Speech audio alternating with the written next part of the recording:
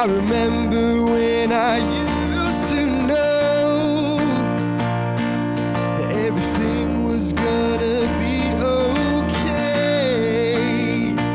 and now I'm so afraid, but I won't let fear take control of my days. I may feel low, but a breakthrough's coming my way. Oh, as long as my clock's still ticking, my heart's still beating, and I'm still breathing.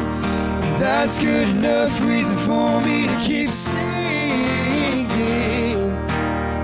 and I'm still alive, and I will rise up, even if everything's falling around me, and dark clouds are all that I can see. I won't pray them away, I won't be afraid, even if it rains, even if it rains. I won't worry about the weather, I won't worry about the weather.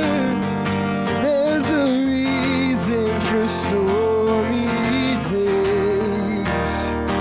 Rain falls to help things grow, and faith is the seed that I have sown. And my clock's still ticking, my heart's still beating, and I'm still breathing.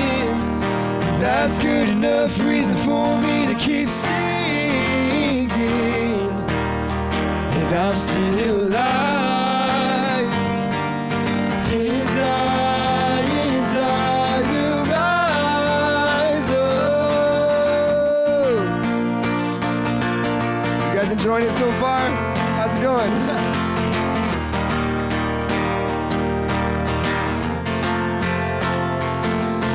I've walked in sorrow, I felt all the pain, but I know there's a better day on the way. And although my circumstance hasn't changed, I'm no longer the same, I'm no longer the same. Oh, as long as my clock's still ticking, my heart's still beating, and I'm still breathing. That's good enough reason for me to keep singing, and I'm still alive, and I will rise up. My clock's still ticking, my heart's still beating, and I'm still breathing. And that's good enough reason for me to keep singing, and I'm still alive, and I will rise up.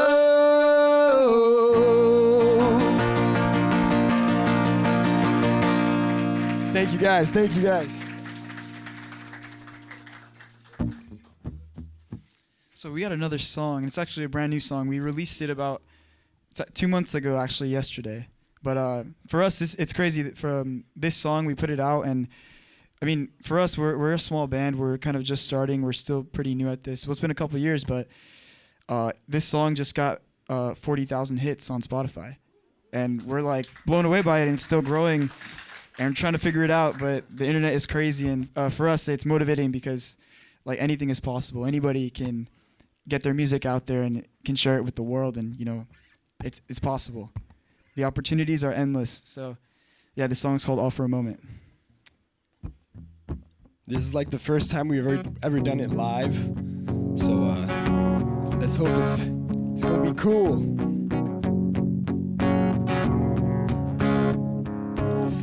I need some direction, some kind of correction. Been walking in circles, seeing things I've seen before, but I wanna know more. I walk in a straight line, but then I look away from you. I start to lose my way and do the things I said I would never do. And it's all for a moment of satisfaction that feels good. Oh, but is it really worth missing my chances? 'Cause I don't wanna miss the mark. I barely reached the start.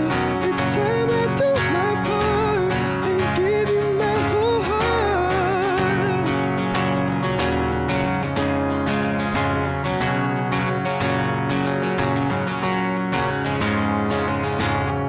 Chasing my wants over my needs, rolling the dice, I'm gambling with my life, my destiny. I'm scared of losing everything, everything that you've planned for me, to start living this life joyfully, being all you want me to be, and I lost for eternity. 'Cause it would be all for a moment of satisfaction that feels good.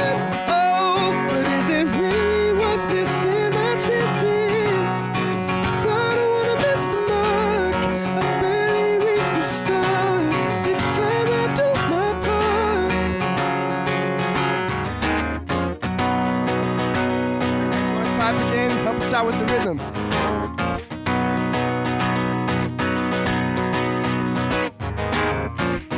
'Cause I've been taking too long, going my own way, going round and round, but still stuck in the same place. I keep telling myself that I can wait for tomorrow, I will change, but tomorrow's not promised, and I could be too late.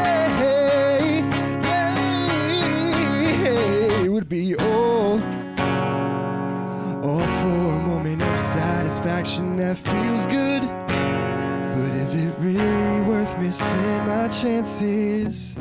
'Cause I don't wanna miss the mark. I had barely reached the start.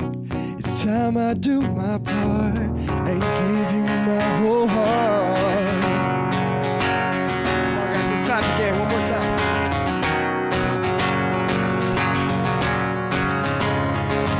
Stop chasing my wants over my needs, rolling the dice and gambling with my life, my destiny. I don't wanna lose everything, everything that you planned for me. Start living this life joyfully, being all you want me to be, and I lost for eternity. Yeah. So that's it. That song is called All for a Moment. You ready?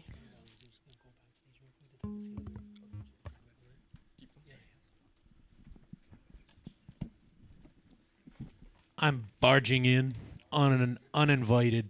Grab your phone, get Spotify, follow Sangari, Sangary, Sangari Brothers, right now. Good morning, everyone. How are you all doing?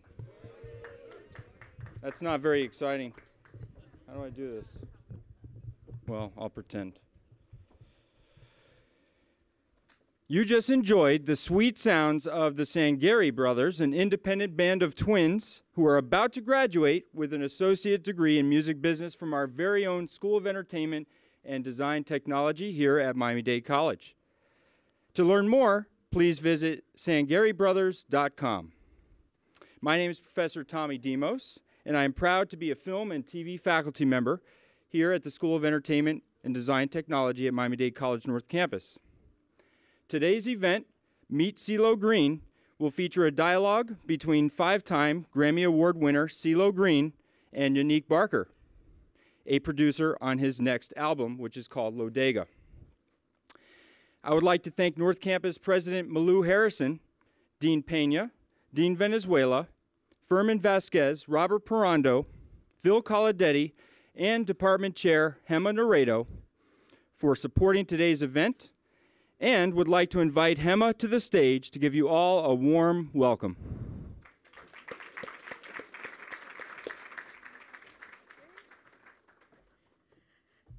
Afternoon, everybody. How's everybody doing? Woo! We are very excited to have CeeLo here. I want to personally thank Professor Tommy Demos for making this happen. I got a call from Mr. Demos last week saying, I can get CeeLo here. I'm like, well, I guess we're getting CeeLo here. And sure enough, he is here. He's right by that door right there, guys. So we're very excited. He is super nice. He is everything you expect him to be. So please take advantage of your time here. If there is a small portion for some Q&A, please take advantage of that time to get to know CeeLo a little bit.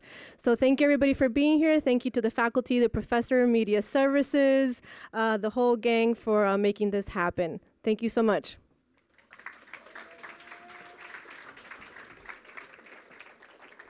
Thank you, Hema. CeeLo Green cannot be summed up in just one title. He is a singer, songwriter, producer, television personality, actor, entrepreneur, pop culture, and fashion icon. In 2011, CeeLo received 5 Grammy nominations for his worldwide hit, Forget You, which you just heard, winning the category for Best Urban Alternative Performance. In addition to his success as a recording artist, CeeLo Green completed 4 seasons as a coach on NBC's hit show, The Voice, alongside Christina Aguilera, Adam Levine, and Blake Shelton. CeeLo also landed on the cover of Fast Company's 2012 Most Creative People in Business issue, Rolling Stones magazine, Delta Sky, Wax Poetics magazine, as well as Jet magazine. If audience members have any questions for our guests, please write them down on the provided index cards, and if time permits, we will be happy to share your questions with the panel. Let's give a warm MDC North Campus welcome to CeeLo Green and Unique Barker.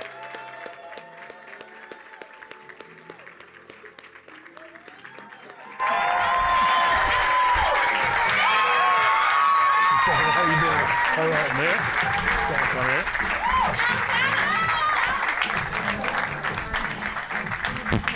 Full house. Everybody, how y'all doing?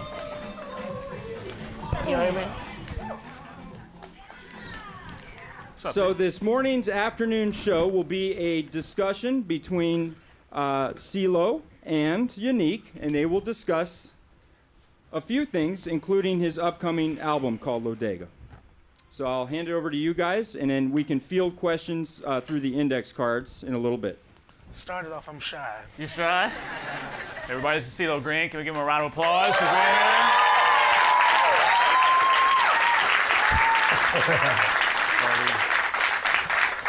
Thank you guys for attending. Thanks for everybody here at Miami-Dade College for allowing us to do this. Absolutely. It's awesome to get CeeLo here. And yeah, I guess we'll just have a conversation, Lo, like we usually do. Okay, cool. Well, I don't know what you guys want to kind of specify and focus on, but feel free to just be as general and random as you wish. And I'm here, you know, out of a love for community. And I'm recently, you know, officially become your neighbor. I live here now. You know what I'm saying? You know? So I may even come back over here and take a business course or something. Right? Oh, yeah. I could use it. We could definitely use some better business. But so yeah. I'm just here out of love and out of an opportunity to bond and connect, man, like with real people like myself. So it's all out of love, y'all. Just let me know what y'all need from me. For sure. So you got me, man. Take full advantage of it. What's up? Talk to me. Well, I guess we're gonna have a conversation, yeah, Tommy? Yeah. So I'd just like to go from the beginning, man, because like, you know, obviously I've had the pleasure of working with you and being in the studio with you, but I kind of just want to know how it kind of all started from you, from back in Atlanta, where you're from, and just give the kids, you know, I think some people aren't as familiar, maybe, you know what I'm saying, with the beginning, you know. Okay. So I would love to hear a little bit about, you know, how music all started for you and, you know, where it came from. Well, I'm originally from Atlanta, Georgia, so I'm not too far. You know, we're relative for the most part. And my mother and father were both ministers, so I grew up around music. I grew up around praise. You know what I'm saying? So very early on, I was able to identify with the humility of gospel music, the sincerity, the conviction, you know what I mean? And I was more or less obligated. So it was by default that I learned these things and acquired these things as my own. And years later, I would be able to invest them into my own art form. So I've been around music as long as I can remember. And I was just telling the gentleman outside that, you know, we grew up, I had a performing family, you know, like, you know, almost like Black Partridge Family almost, you know, not as good though. And I learned how to sing by imitation, I think. And as they say, it's the greatest form of flattery. So a lot of the first voices that spoke to me were antique voices like Jackie Wilson. Are you guys too young to know who Jackie Wilson is? No? So, you know, what you could do, you could kind of really go back and, you know, reference these namesakes, as I mentioned them, you know, make a note of it, you know, and just check these people out. They were wonderful, wonderfully talented performers. And let me see, I like Bobby Womack. You know, Bobby Womack. I loved Earth, Wind, and Fire. I loved Al Green. I loved Bobby Blue Bland, B.B. King. I loved the blues, you know what I'm saying? So I grew up around these older men, uncles, and, you know, I was also in the Big Brother program. My father passed away when I was really young, when I was about two years old. So I've described this in interviews before of how it felt like I was identifying with a surrogate father, and some of these soul voices, you know what I'm saying? So they spoke to me, and they kept me out of more trouble than not all of the trouble. I still end up getting a lot of trouble. For sure. But yeah. So music has been a blessing to my life as long as I can remember. For sure, it's amazing. And then you know, years later, we would come together miraculously. I grew up in the same neighborhoods as T-Mo. If you guys familiar with the Goodie Mob, you got T-Mo, you got myself, Big Gip, Cujo. We all grew up as kids together. Well, they're a little older than me, but me and Andre 3000, we went to elementary school. We grew up from the 3rd grade together. You know what I'm saying? So people don't know that our friendships extend that far back, you know? And, you know, we weren't always involved in music. We were involved in different things. And after elementary school, let's say for Dre, for example, you know, we parted ways, and I did bump back into him into the 11th grade. And we both were high school dropouts. So if you think about the first line of Get Up, Get Out, y'all familiar with that record? That was my first debut verse on the Outkast debut album, Southern Playalistic Cadillac Music. And the first line to that verse is, I don't recall ever graduating at all. And I never did, you know what I'm saying? You know, I think Dre went on and got his GED. You know, but we were, we met each other again at an alternative school called Frank McLaren. Okay. You know, so it was for dropouts and people who wanted to go back and get their accreditations, and single mothers and people who were working jobs and things of that nature. And, you know, the rest is kind of history, you know, pretty much. But I could go on and on about that. Sure. Yeah. So what would you say your first introduction to the music industry was? Like at what age? Well, LaFace Records, you know, that's Babyface and Antonio L.A. Reid. They had sought out to make Atlanta the new Motown. And I'd be damned if they didn't succeed. You know what I'm saying? Yeah. So they set up an office in Buckhead, Atlanta, right near Lenox Mall, right across the street actually. And you know, so it was almost like a memo went out that they were in town. And you know, at the time, Atlanta was a small community of artists. You know what I mean, like creatives. And we had these little venues, the Kaya, the Yin Yang Cafe, and things, you know, like spoken word stages and things of that nature. So there weren't a ton of outlets, you know, but we were a close knit community. You know, we went to school with TLC. I went to school with Chili from TLC. You know, I sung background on Waterfalls. I demoed the original song for Waterfalls. I sung it first before they sung it. Crazy. You know, so it's really great stories in there. And was it like TBoz that I heard that kind of pushed you to singing fully? It was all of those really special women in my life around that time. It was TBoz. It was Joy. I don't know if y'all remember Joy. She was an artist that was out. She was one of Dallas Austin's first artists.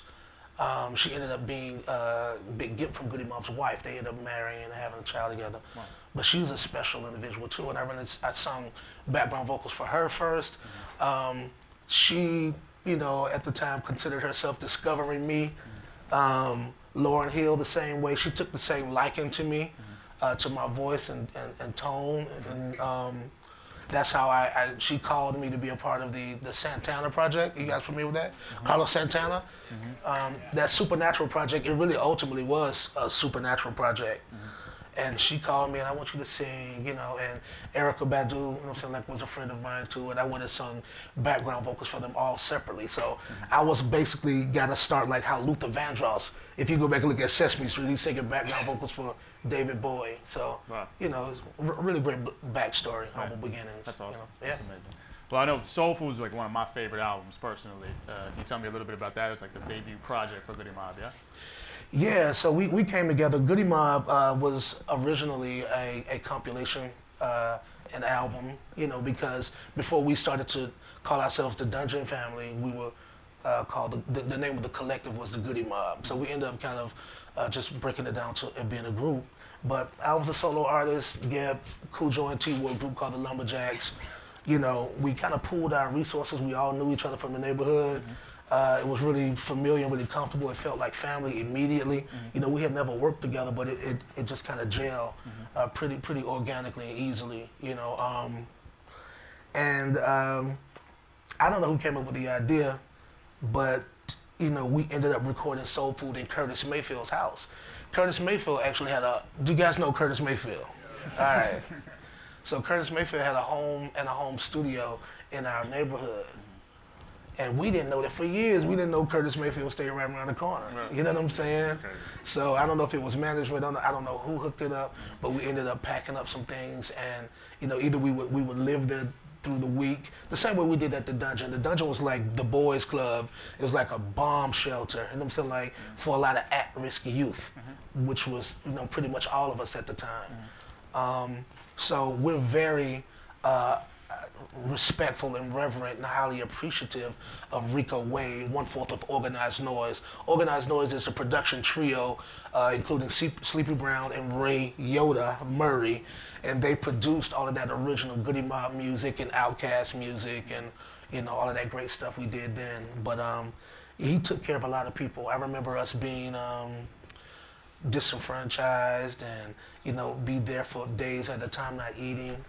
And, you know, not showering, not doing nothing, just slumming it. You know what I mean? Like, you know what I mean? Like, stay funky for real. You know what I'm saying? But he would come in and he would. Did y'all have Miss Winner's chicken here? Miss Winner's? It's a chicken brand. I know y'all got Chicken Kitchen. Y'all straight with them. Popeye. Oh yeah, I love Popeyes too. Spicy white meat, Cajun rice. And one of them strawberry drinks. My God, that's my favorite. That's awesome. But no, so he would come in with a box of chicken, and everybody get a piece of chicken. So it's really sweet stories, but you know, that's how it happened. It's a lot of legendary stuff. So at what point did you feel like CeeLo Green kind of needs to do a solo thing and pursue the solo route? Well, to try to reaccount the history, Goodie Mob ended up doing 3 albums together. Again, like we weren't initially meant to be a group, but you know, there was a lot of us and everybody was kind of waiting in the wings, waiting their turn. And, you know, Outkast's first album, everybody was just kind of supporting it, you know what I mean, in hopes that it would succeed, and it actually did. So everything became real after Outkast's first album was released. And, you know, we had another opportunity to put something out quick, fast, and in a hurry. And so we thought that it would be more practical to put all of the working parts together and create a super group, you know, which was Goodie Mob. And it was drastically different from Outkast in terms of content and style. But we wanted to be a variable, you know what I'm saying, like to show how diverse we were as a collective and how diverse the music scene was in Atlanta, Georgia. Right. You know, but I remember Atlanta, Georgia didn't have an identity in terms of sonically, you know what I mean, like, or even sentimentally, you know what I mean, like, you know, y'all may not know this, but they used to call Atlanta Little Miami, you know. And I'll tell you why. Because we didn't really have music of our own, so they considered it all to be one South. And that's why there's so much innate, you know what I mean, like embrace and love and identification with a relationship between Atlanta and Miami, because we always have. But we called it, what you guys called Miami bass.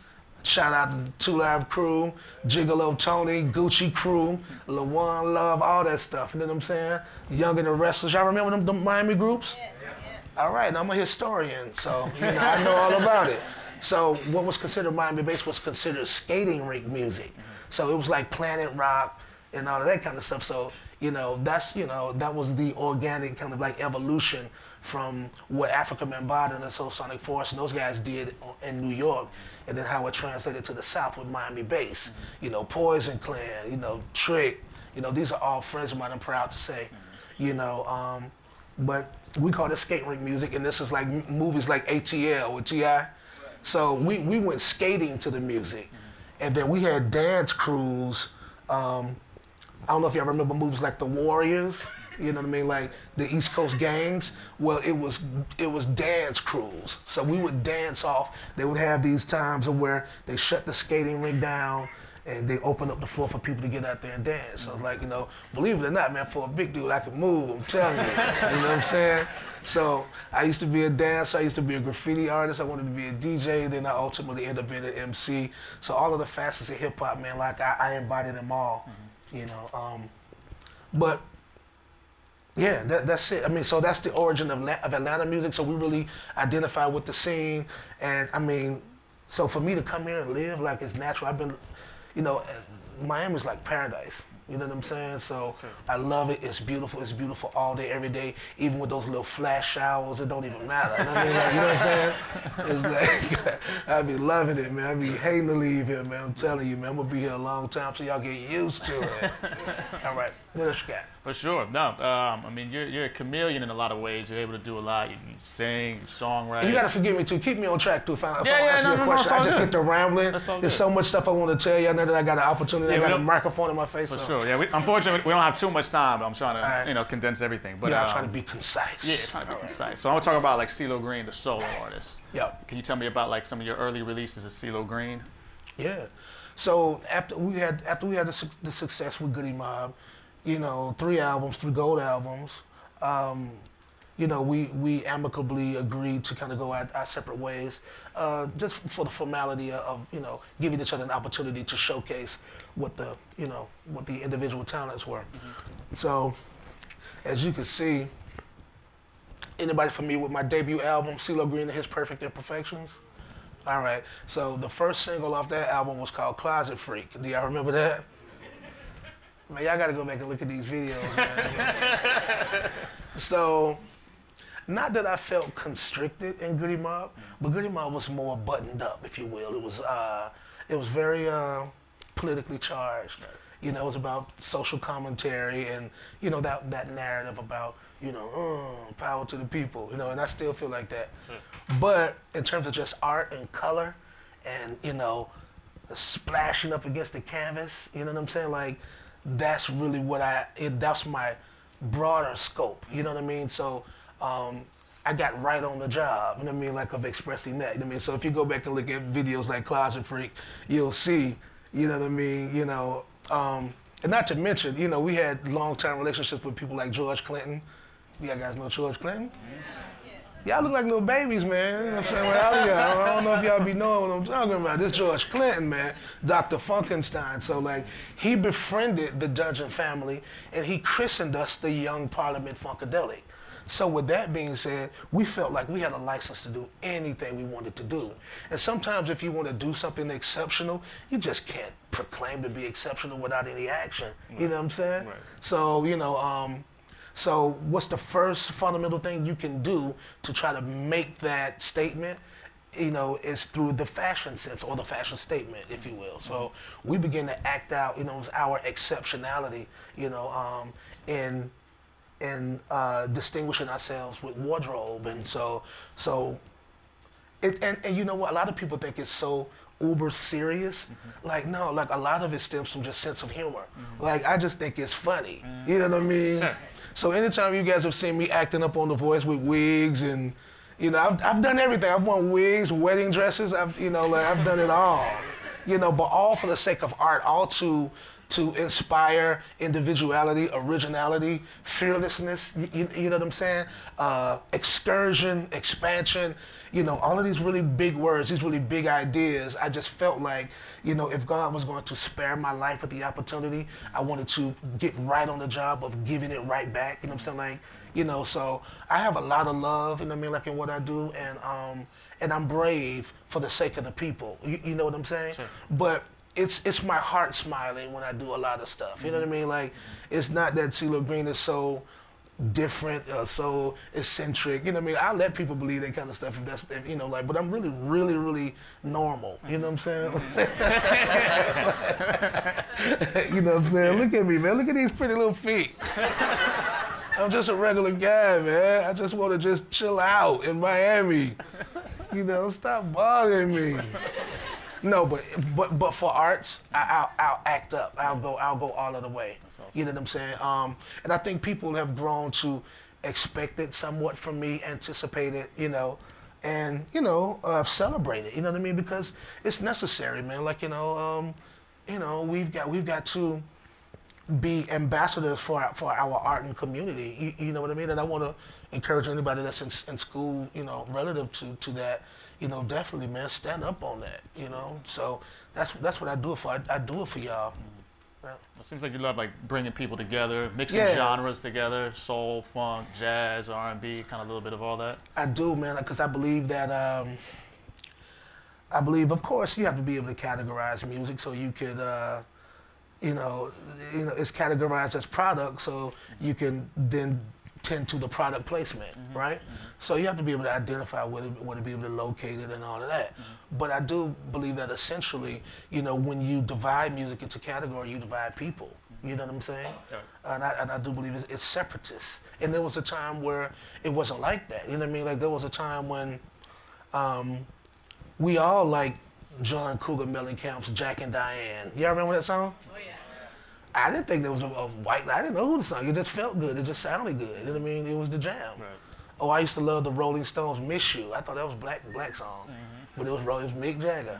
You know what I'm saying?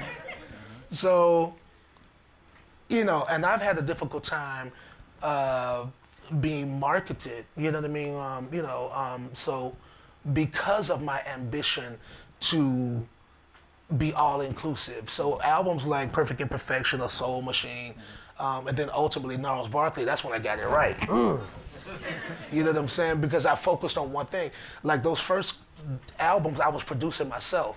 A lot of people don't know, man, I write and produce and arrange, and yeah, I do it all, man. Like, you know, with no classical training, I'm a pretty talented guy. You know what I'm saying? You know.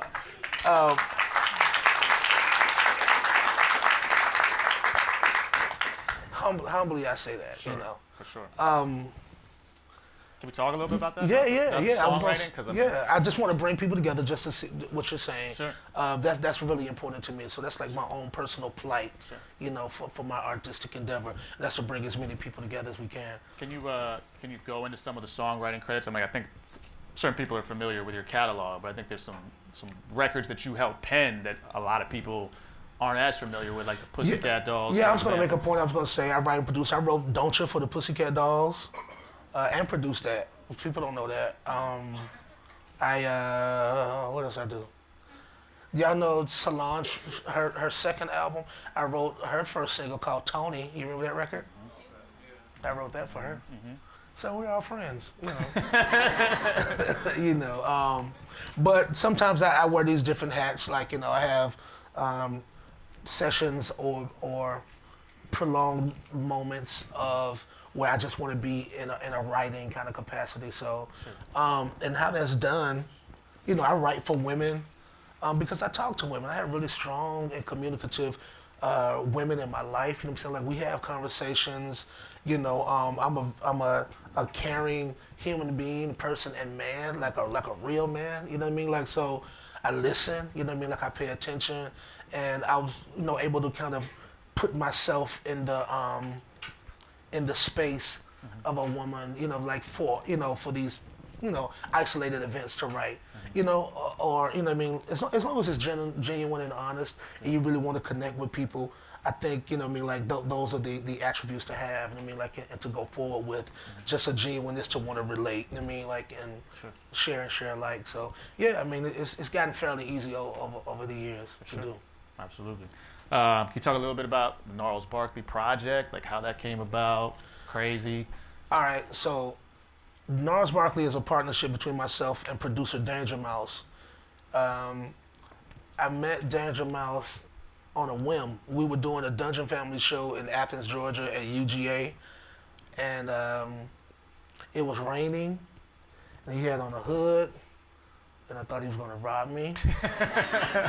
You know what I'm saying? But he wanted to give me a CD, so he gave me a mixtape, and I didn't listen to it, you know.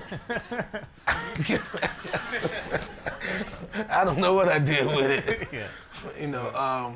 But it was him. Years later to find out. So another friend of mine, he, you know, his parents were, you know, successful. I think they had a couple of car lots down there, and he was trying to, you know, earn his keep. So he wanted to be a show promoter. So he befriended me, and I did my first solo shows off of those albums in Athens. First show I ever did on stage without Goodie Mob by myself. In Georgia. Yeah, Athens, Georgia. So he was like, yo, I got another friend, man. I think I need to hook y'all up, man. Y'all will do something crazy together. So, you know, Danger Mouse came to Atlanta, and I ended up doing a remix to a song for a project that he was working on with another artist named Gemini.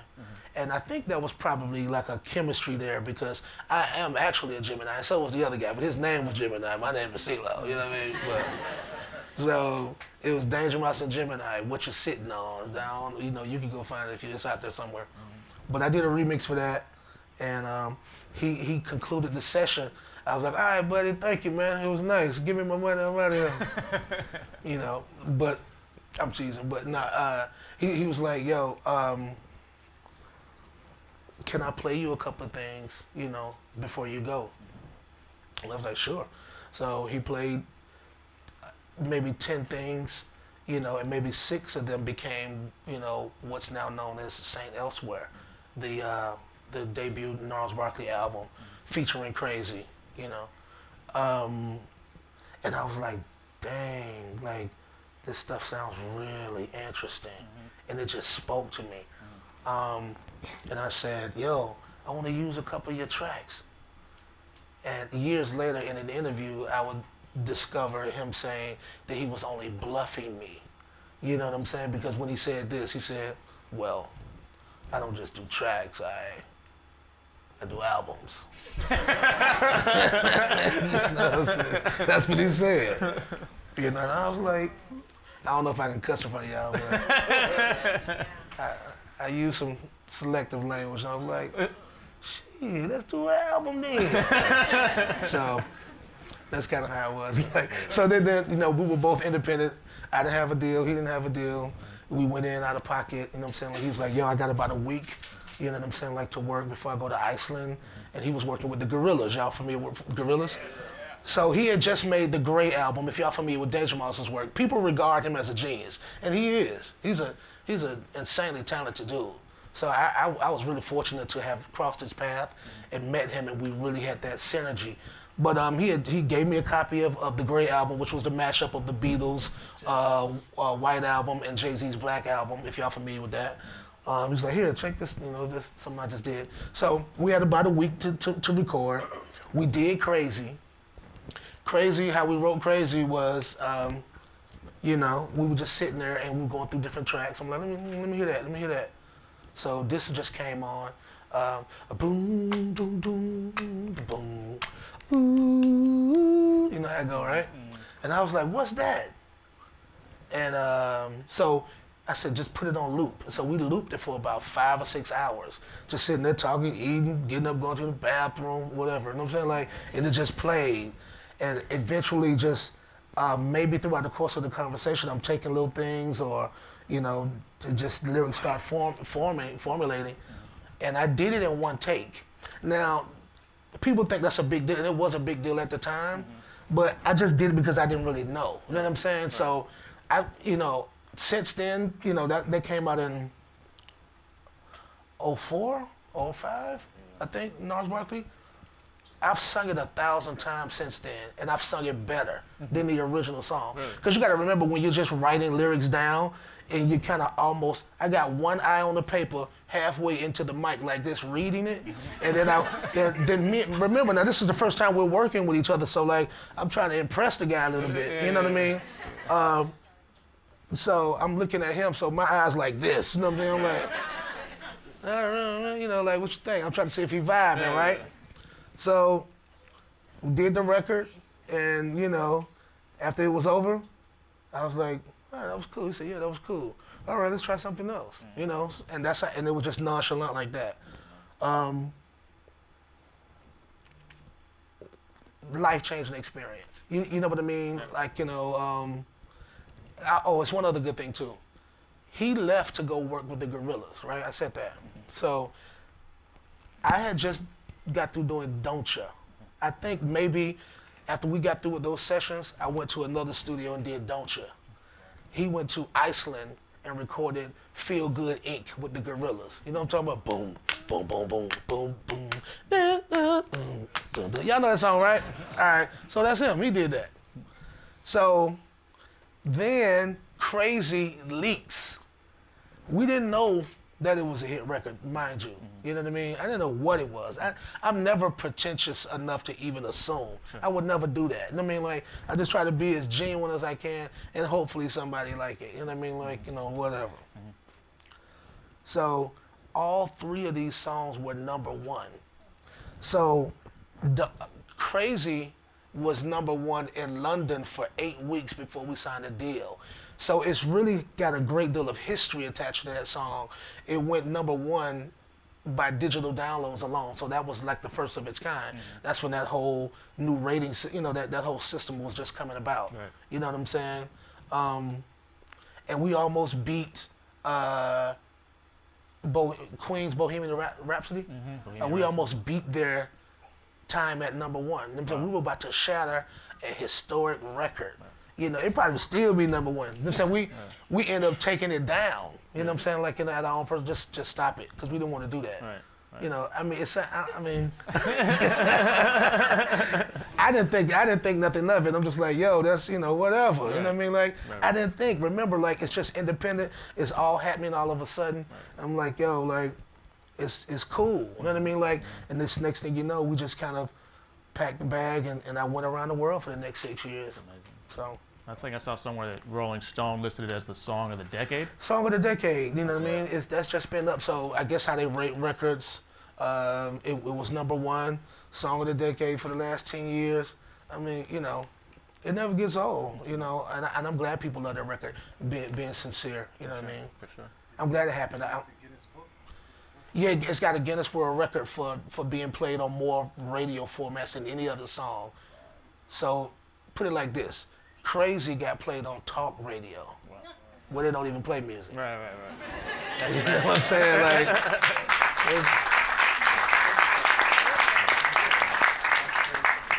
and you can do it too if you buy my new book.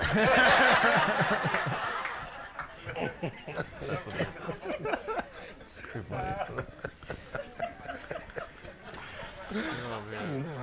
Yeah.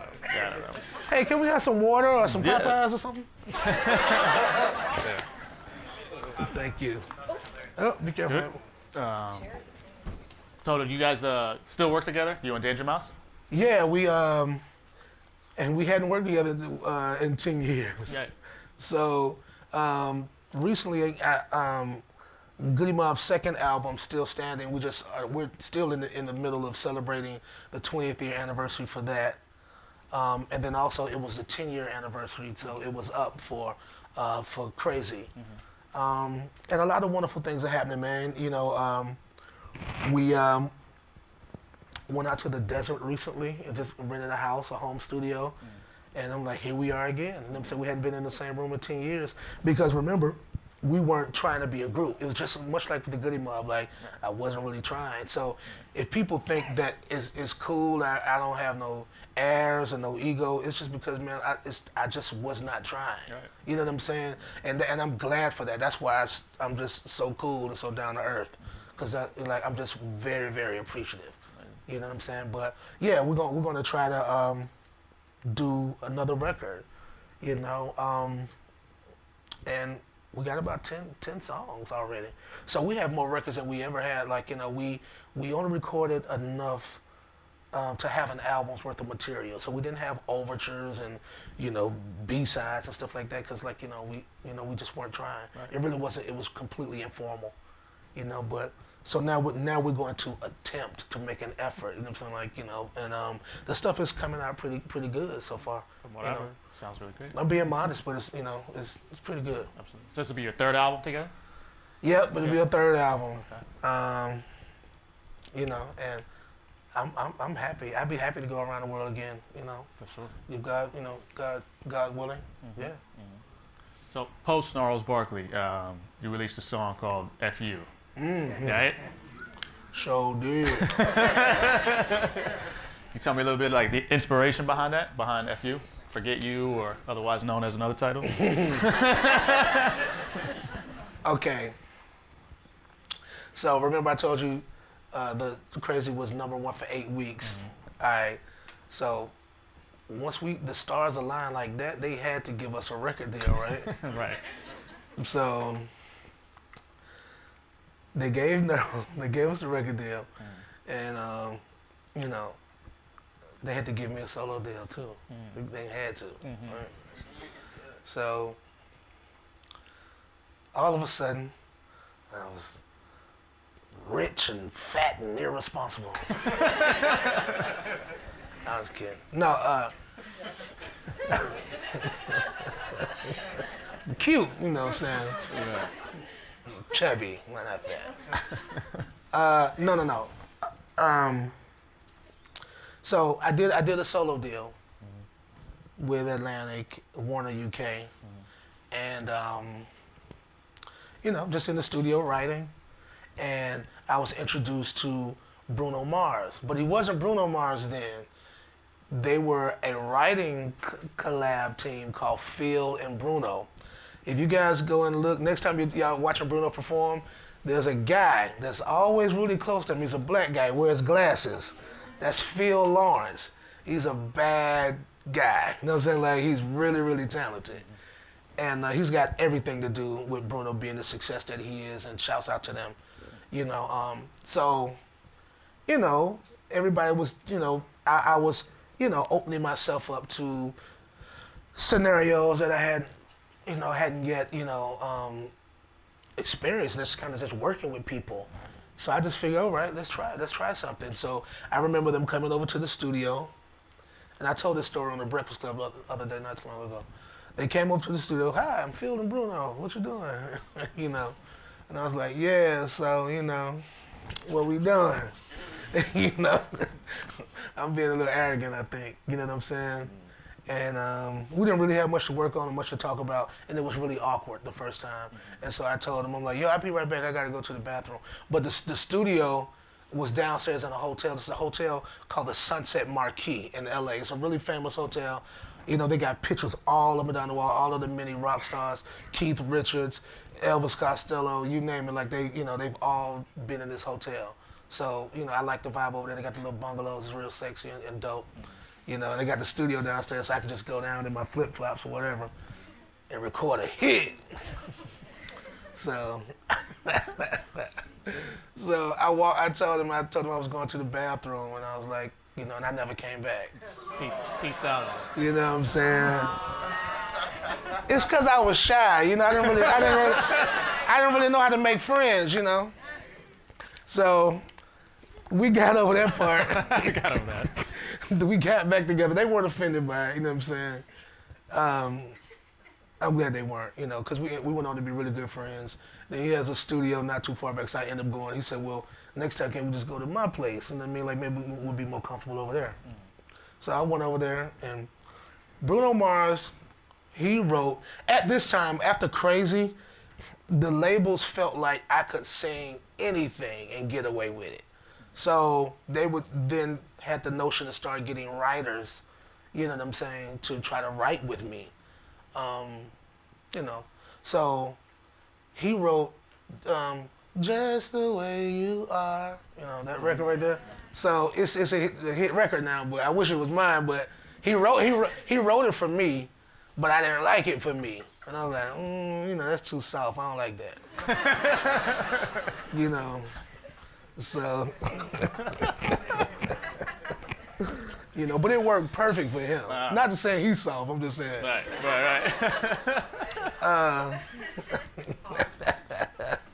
He got soft hair. Yeah, I got soft hair. Right. That naturally curly Hawaiian hair. All right. So, I'm trying to make you laugh, man. All right. So anyway, all seriousness, he's super duper talented, as you guys can see.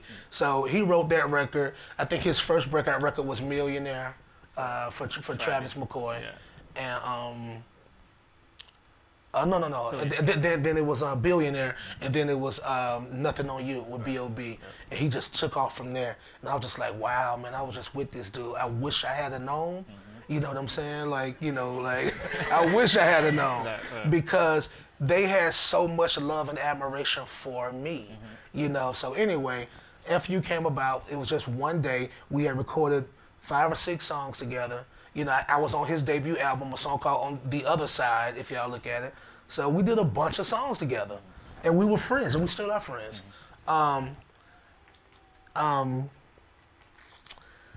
had gotten frustrated with the fact that I could not please the label. There was still this wide disconnect. They weren't liking anything, you know, or, you know, I couldn't move them. And I was like, damn, you know. So one day, try to make a long story short, one day I went in the studio, he said, yo, I got an idea for a record. He played the first boom, boom, boom, dun, dun, dun. You know how it goes, right? Then he was like, I got this idea. He said, you know, just hear me out. Riding around town with the girl I love, you fill in the blanks. I was like, So we went through the different versions. Like at the time, it was either riding around town, cruising around town, skipping around town, like every alternative to it. You know, we went through it, and we freestyled that song. So he had the hook. Me and Phil sat there kind of just going back and forth. And I went in the booth and I freestyled it. And I do that now. I can't even, you guys know because we work together, like I can hardly sit there and write it anymore. I just have to go sit in front of the mic and I'll just think about it. You know, and this is something that Jay-Z and guys like Lil Wayne, like I guess you get to a point of benevolence. It's like you chi or something like that, man. It's like that real Bruce Lee type thing. But I can do it. But anyway, that's the history of the song. It's another life game-changing moment in time in my professional career. I mean, like, I had no idea. I only recorded that record trying to spite the label. At the time, I was trying to get dropped from Atlantic Records. We've since then laughed about it, you know what I mean? Like, everybody knows this story. I've said it a few times. You know, I said, this record is so ridiculous, they're gonna hate me, they'll drop me, and then I can go back to being independent where I had all of my success. You know what I mean? Like, I didn't have my success having to share my kitchen with too many cooks. You know what I'm saying? I didn't like it. You know what I'm saying? So, but when they heard it, they were like, wait a minute, I think we got something here. And then we went through another series of alternatives. Forget you, F you, bump you, never mind you, disregard you. You know what I'm saying? Like, we went through every option trying to secure this record. And the quickest, most cost-effective thing they could come up with, and it ended up being genius, was they created the lyric sheet. You know what I'm saying? You had never seen it before with just the motion you're reading the lyrics to a song. So I had to go to London and do some press or whatever I was doing. And, you know, from LA to London, it's like an 8-hour flight. They dropped that lyric sheet, bro. By the time I landed in LA, it was a certified hit record. So I guess it took about 8 hours for that record to just become a phenomenon. You know what I'm saying? Off of the lyric video. Yeah, so you know, like I'm really fortunate in my cause I got a short career in comparison to a lot of people, but I've been in the game since 1995. That's 20 plus years. You know what I'm saying? And I'm fortunate to have a couple of songs of what they consider to be evergreens. Like these songs, they won't go nowhere. You know what I'm saying? So I still do those records, and people love them records like they new records. I just wish I'm ready to make a new one. For sure. Yeah. That's awesome. So praise God for that.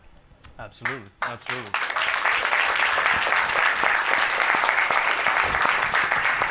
You presently, are you signed to anyone presently? No, I'm independent again. Okay. I'm independent again, man. Can you tell us about like a little bit of the pros and cons of being independent as opposed to being constrained by a major back when you released some of these records that we spoke about? Yeah, you know, there's a little bit of pressure being in major label situations because, you know, any amount of money, you know what I'm saying, allows the opinionation, you know what I'm saying, like, to infringe upon the art, you know what I'm saying, or the creative space. So you end up sharing the creative space with a corporation, you know what I mean, like, and they don't necessarily create the music, you know what I'm saying, but they funded the project, so they are entitled to their opinion, you know what I'm saying? And, but, there's a really slight difference between pressure and perspective, you know what I mean? The perspective of a pop record label, their prerogative is just pop music, so that's their agenda. You know what I mean? Like me, like I want to be a Renaissance artist where I want to go back to, I want to do jazz, I want to do spoken word, I want to do hip hop, I want to do anything I want to do. I want to be free. You know what I'm saying? And I've gotten some really, great results. I'm saying, like, taking that approach. So I saw that, I was becoming, it was starting to, be fledglingly. Is that a word? It was, like I was becoming stagnated with the situation, and we just got to a point to where we realized that we couldn't help each other. Like the business relationship was good, we made money together, and all of those, those kind of things aside.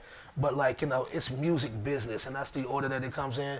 With no music, there's no business. You know what I'm saying? Right. So it's like, don't infringe upon that. Allow that. Trust the process. You know what I mean? Trust me. You know what I'm saying? Right. But as technology and times change, the time elapsed. And we don't. Back then, there was the time where you could take 2 years, 3 years to drop an album. That's when the albums were more monumental and they were eventful. You know what I'm saying? But it's not like that anymore. You know what I mean? Like you have to keep up. You have to accelerate your output. You know what I mean? Like, our entire society suffers from ADD in some regard. You know what I'm saying? Yeah, and there's so much muck, there's so much mediocrity to sift through. It's really hard to cut through and be distinctive. You know what I'm saying? So, so independence is, the odds are, it's ironic. Independence is very ironic. You know what I mean? Like, the odds are against you. You know what I'm saying? If you win, you know what I'm saying? Like, you can win super duper big. If you lose it all. You know what I'm saying? Right. And I know what it is to own 100% of nothing. You know what I'm saying? So, independence is the it's the brick road. You know what I mean? Like, it's the trudge uphill. And it does build an awful lot of character. You know what I'm saying? Like, some great music can come out of that pressure / perspective. Sure. And I invited as a challenge, as an adversity, you know what I'm saying? To be a champion, sure. So I don't mind the fight, you know what I mean? And especially if we can win, and so many other people can be inspired, maybe they can, strive to keep their independence as well and keep their individuality and everything that makes them. You know what I'm saying? So music at large, the landscape can be diverse and fruitful and colorful the way that it once was. So like everything, see, art is not imitating life anymore. Art is imitating industry. You know what I'm saying? Right. So it's like, what do they call it? What's the word I'm looking for? Assembly line. You know what I'm saying? Yeah. So the dignity, the integrity, the core essentials, these things aren't considered, you know, necessary. The labels don't believe that stars are born; they believe that stars are made. You feel me? And then there is a such thing as racket and monopoly on radio and media and all of the different outlets. And you know, sometimes you can be ostracized in a way of where if people don't have anything to do with your venture, if they're not partnering into it, you know, they could squeeze you out. Right. You know what I'm saying? Absolutely. So I have learned, because I had a lot of success as an individual and as an independent.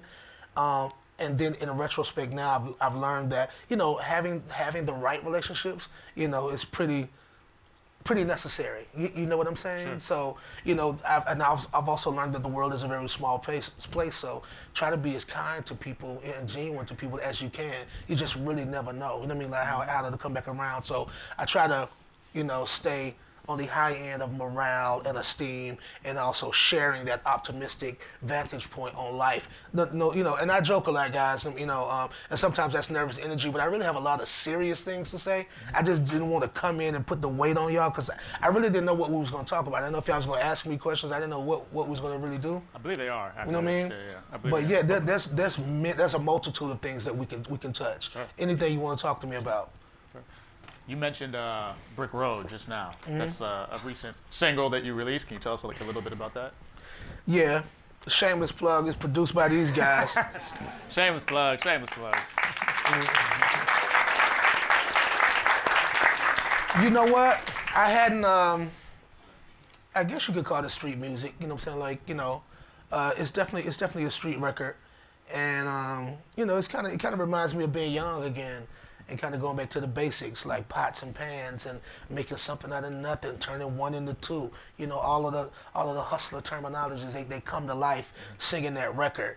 You know, and I am a survivor. You know what I'm saying? Like, I'm a grinder, I'm a hustler. You know what I mean? Like, you know, and you have to show and prove that. You know what I mean? Because, you know, sometimes there's the powers that be. You know, they don't know if you've had too much success. You know what I'm saying? Like, you know, you've grown complacent. So sometimes you defaulted, you know, back to a situation or something circumstantial that, you know, challenges you to rise to the occasion again. Right. And I feel like that's really where I'm at. You know what I mean? Like, and there's nothing wrong with that. You know what I'm saying? Because I'm able. You know what I mean? Like, you know, and you know, and I'm adventurous. So, like, you know, Brick Road, I'm so glad to bump into you guys. You know, shouts out to my man P, who put us all together. And we got in the room and we were creative. And Brick Road was a song that they had already, they kind of wrote with me in mind, you know. And it was another one of those situations like, okay, I'm listening to, it's almost like a script or something. You know what I'm saying? You feel me? But not as impersonal. But, you know, like when Martin Scorsese says, you know, Robert De Niro, you know what I mean? Like, I wrote this script with you in mind. When he says that, he means, of course you're going to improv. You're Robert De Niro. You know what I mean? You feel me? I was just thinking of you. You know what I mean? Like, you know, you're my muse. So, you know, I was able to be a muse for this really wonderful song. And I'm like, this right where I want to be. This right how I feel. I identify with it. You know, I made my little 2 cents in. And it's the record that I would have wanted to be reintroduced right back on the ground level, eye to eye with the real people. You know what I'm saying? Like, having some real talk. You know what I'm saying? And that's really what it's all about. Sure. So it is about, you know, hunger, you know, and it's about hustling. You know what I mean? And I mean that literally. Sure. Yeah. I'll just say my last. That's a great segue to the most popular question from the audience today, which is and it would help to understand we have an AS in music business program here, and we have a lot of students who are aspiring to be musicians and to make a career of it. And they wanted to know your advice to them about breaking into the industry and having a successful career. I mean, there's a difference between being on the outskirts or being in the middle. There's a difference between being in the system and not of the system. You know what I mean? But you're outnumbered. You know what I mean? That's for one. It's not impossible. You know what I mean? It's just not an easy task. But you have to, you know, apply yourself and commit yourself to craft. Be distinguishable. You know, if you are the artists themselves, try to contribute. You know what I mean?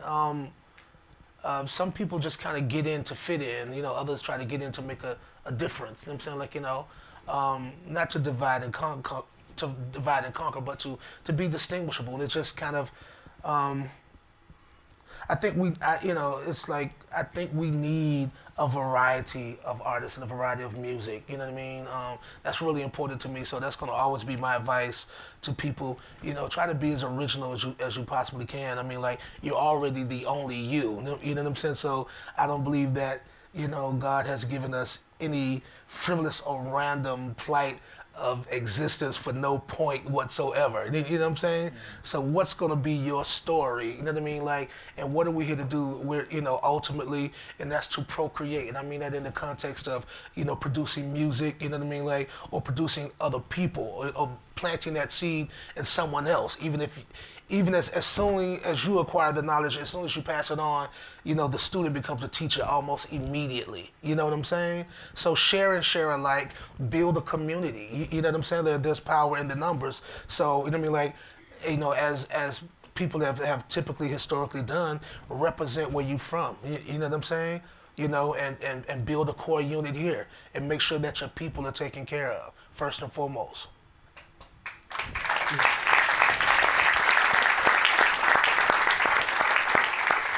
We are just about out of time, and I wanted to personally thank CeeLo and Unique for coming out today and spending their very valuable time giving back to our community at Miami-Dade College. Thank you so much for coming.